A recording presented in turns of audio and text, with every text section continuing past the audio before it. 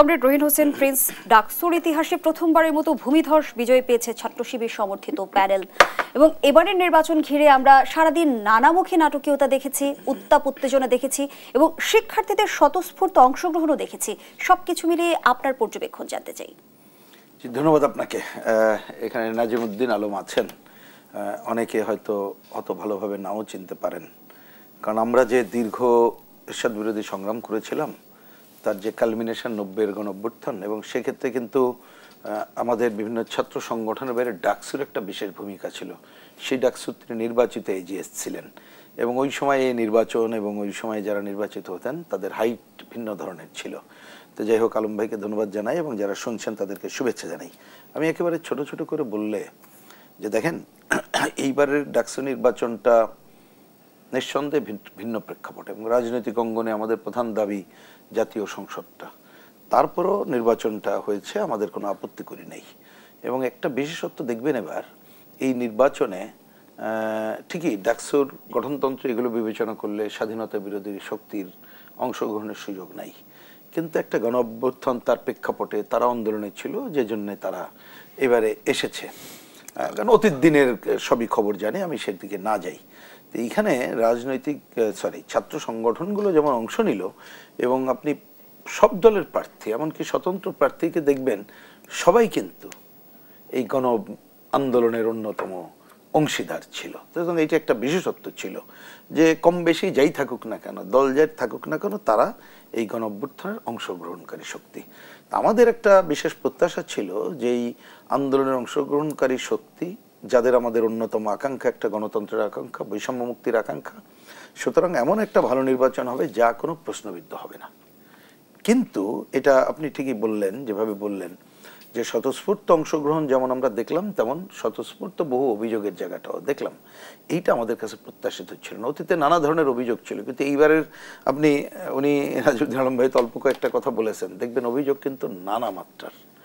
উনি যেগুলো বলেছেন ওইগুলো আমি নাই বা গেলাম। এই অভিযোগ তো আমরা শুনতে রাজি না, যে একজন ছাত্রী বোন যে বলছে যে আমি যে দেখি আমার ভোট দেওয়া হয়ে গেছে, তখন ওনারা শুনে আর একটা ব্যালট দিয়ে দিল। তার মানে বিষয়টা কি? আরেকজন প্রার্থী অভিযোগ বললেন যে দেখেন, এত ভালো ভোট আমিও মনে করি, এত মানুষ ভোট। উনি বললেন যে এত ভোট যদি দিয়ে, তাহলে তো ইউনিভার্সিটি ক্যাম্পাসের যে পরিস্থিতি থাকার কথা, এটা তো থাকার কথা ছিল না। শিক্ষকদের বিরুদ্ধে কেন অভিযোগ উঠবে? শিক্ষকরা কেন এখান থেকে অব্যাহতি পাবেন? প্রশ্নগুলো কিন্তু রয়ে গেছে। ভোট গণনা এখনো পর্যন্ত, এটা তো আমিও ব্যক্তিগতভাবে বুঝতে ভালো পারি না। মানে এটা নিয়েও নানা ধরনের প্রশ্ন রয়ে গেছে। তার মানে আমি বলছি যে নানা অনিয়ম অভিযোগের মধ্য দিয়ে যে নির্বাচনটা সম্পন্ন হলো, কিন্তু আমি অন্যতম পজিটিভ জায়গায় যেটা দেখতে চাই সেটা হচ্ছে বিরাট অংশ ছাত্রছাত্রীর অংশগ্রহণ, এবং আমরা তাদের যে চিন্তা চেতনা, তারা যে ভোট দিল তার প্রতি সেগুলো সম্মানই জানানোর জায়গাটায় আমরা দেখতে চাই।